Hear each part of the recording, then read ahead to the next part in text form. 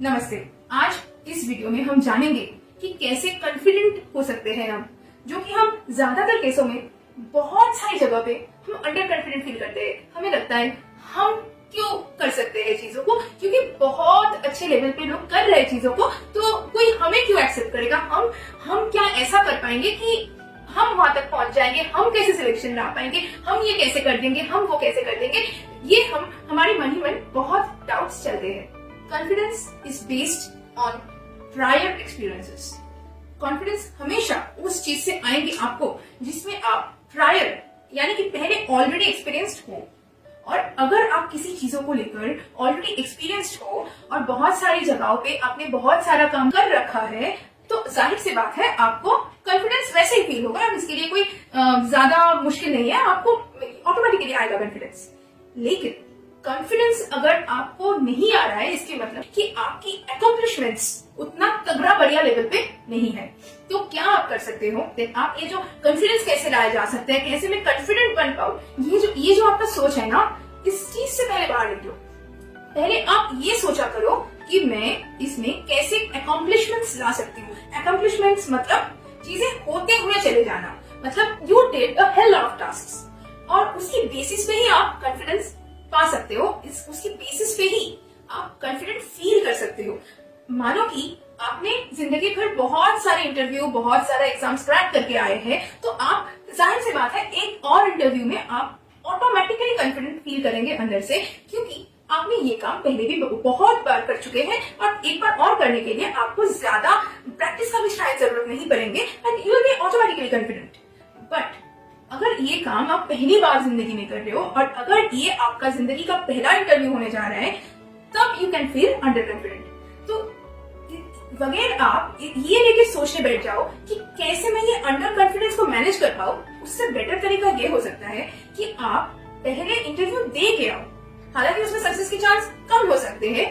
Under confidence को manage करने की ये जो हमारी चाहत है, कोशिश है, ये अपने आप में ही गलत है, क्योंकि आप अंडर कॉन्फिडेंस को मैनेज ही नहीं कर सकते हो। कॉन्फिडेंस सिर्फ अकॉम्प्लिशमेंट्स के ऊपर बेस करके ही आता है। तो अगर आप सोच रहे हो मैं अपनी अंडर कॉन्फिडेंस को हटा दूं और कॉन्फिडेंट बन जाओ किसी तरह, तो ये होने नहीं वाला है।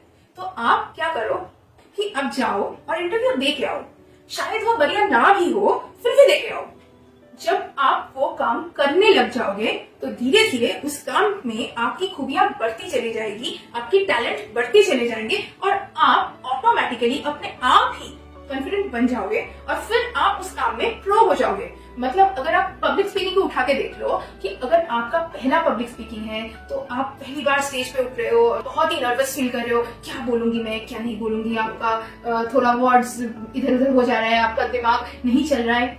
लेकिन जब आपने करीब करीब 20-30 शो कर लिए, तब भी क्या आपका वैसा ही फील होगा जैसा आपने पहले दिन में फील कर रखे हैं? नहीं होगा ना।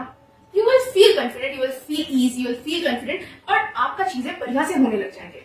तो इस चीज के लिए वेट मत करो कि एक दिन मैं कॉन्फिडेंट होंगी फिर मैं अपना काम शुरू करूंगी, क्योंकि this is a very wrong way to approach life. क्योंकि कॉन्फिडेंस कभी भी नहीं आएगा ऐसे करते चले जाओगे तो।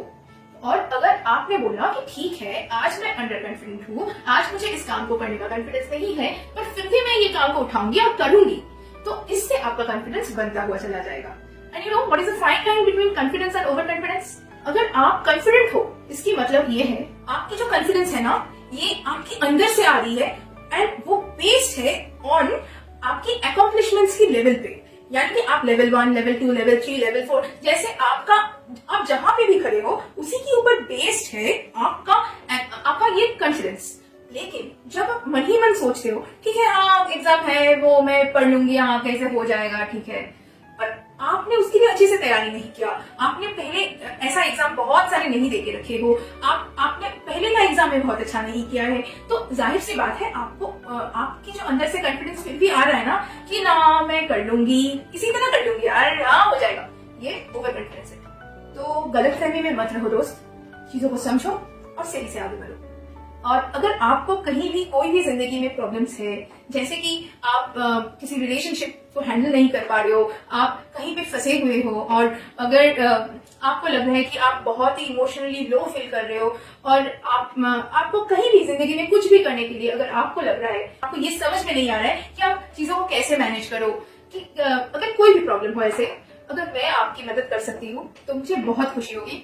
सो please feel free to comment down below, या फिर आप डायरेक्टली मेरी ईमेल आईडी पे भी मैसेज कर सकते हो, और मैं जल्द से जल्द आपकी प्रॉब्लम की सोल्यूशन लेके एक वीडियो फिर से बनाऊंगी। तो जल्द ही मुलाकात होते हैं दोस्त। तो थैंक यू दोस्तों, बी कॉन्फिडेंट, स्टे हैप्पी।